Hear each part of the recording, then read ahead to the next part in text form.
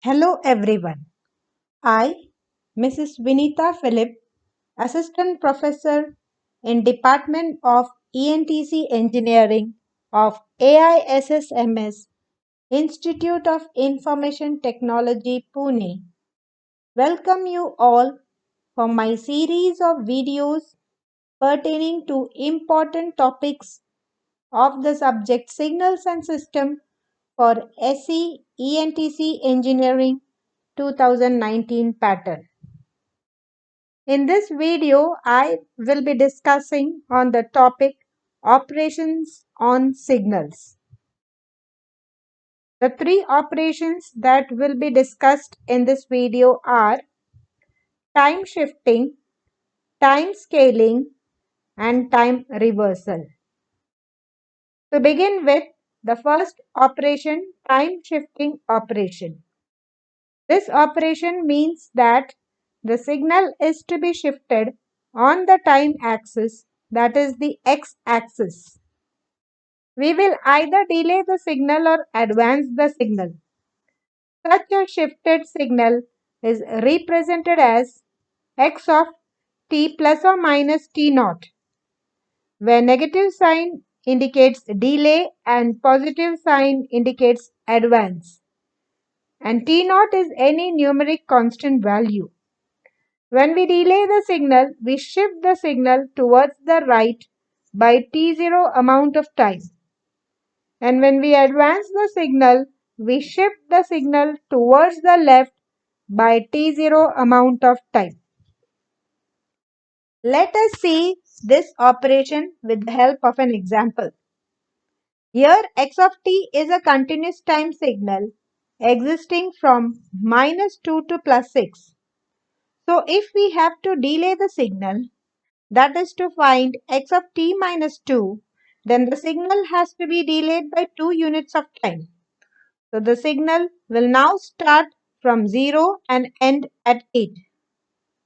To compute these endpoints of the signal, equate t minus 2 equal to minus 2, so t equal to 0, and t minus 2 equal to 6, so t equal to 8. If we now want to advance the signal, for example x of t plus 1, then the signal as we see in the last graph has been shifted to the left hand side of the time axis. The endpoints can be calculated as t plus 1 equal to minus 2, so t equal to minus 3, and t plus 1 is equal to 6, so t equal to 5. The next operation that I would be discussing in this video is time scaling operation denoted by x of alpha t. Here alpha is called the scaling factor. Alpha can be greater than 1 or less than 1.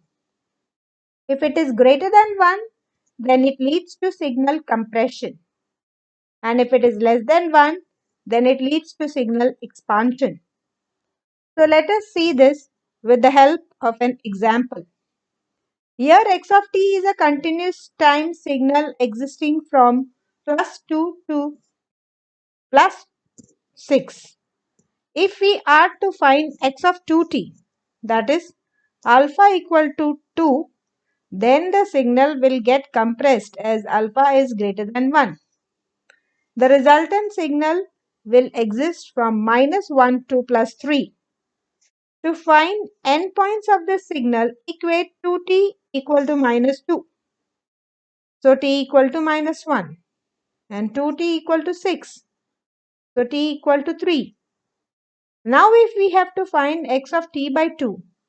So as seen in the last graph, the signal gets expanded as alpha is less than 1.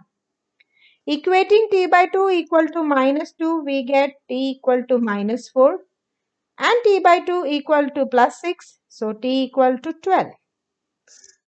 The third and the last operation discussed in this video is time reversal or folding operation denoted as x of minus t.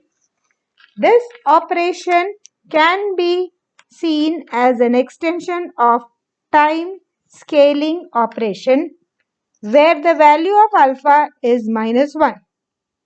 In this operation, we will fold the signal from the y-axis. The signal values at the left-hand side of the x-axis will be shifted to the right-hand side and vice versa. Let us see this operation with the help of an example. Here, x of t is a continuous time signal existing from -2 to +6.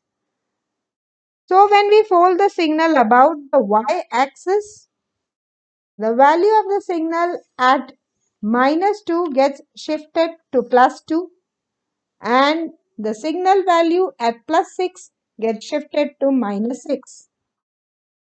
Now let us see an example where there are combinations of different operations to be performed on the signal. So to find x of -2t plus 4, for the given x of t, we need to perform time reversal, time scaling and time shifting operations. There are two ways in which we can solve this example. In method 1, we will go from the right to the left side. So the first operation that we need to perform is time shifting. So the signal needs to be advanced by 4 units of time.